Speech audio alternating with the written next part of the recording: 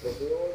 Dan yang hebatnya di Purnawirawan ini ada Patri Sutrisno. Ya. Mungkin kalau tidak ada Patri, mungkin ini dianggap biasa-biasa saja. Ya, Tapi karena ini ada mantan wakil presiden yang disegani karena punya integritas. Kan gitu kan? Kan banyak orang disegani tapi bukan disegani dari segi integritas. Ya. Kalau orang disegani dari segi integritas itu luar biasa.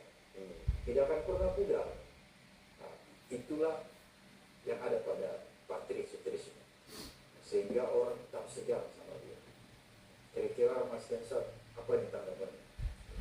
Ya, itu menurut saya bukan asbun ya, kalau para purnawirawan berbicara. Asbun itu asal bunyi. Asal bunyi ya. Jadi pasti sudah dipertimbangkan, dan mereka-mereka ini kan orang-orang yang sudah selesai dengan dirinya. Selesai hidupnya. Ya, dan kemudian melanjutkan hanya untuk pasangan negara.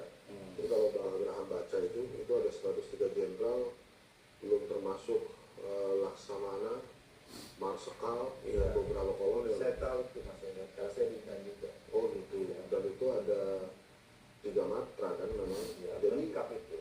menurut saya bukan sebuah hal yang main-main. Oke. Malah saya menilai ini bisa jadi alat sandra sebetulnya.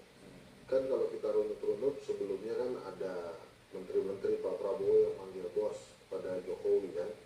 Kemudian muncullah itu ada isu matahari kembar. Oleh SBY. Nah, SBY yang kemudian sampaikan. itu setelah ada matahari kembar, kemudian Pak Prabowo minta rapatkan barisan. Iya. Nah setelah itu kemudian ada lagi para purnawirawan ini. Jadi kalau dalam politik mengalami sekuens itu, kejadian-kejadian itu tidak bisa dianggap lepas satu persatu. Dan bisa dianggap kebetulan. Ya, betul. Dan jadi harus kita melihat secara komprehensif juga. Bahkan saya juga berani menarik, itu mungkin juga ada kaitannya dengan pertemuan Prabowo dan Ibu Mega. Nah, saat ini kalau secara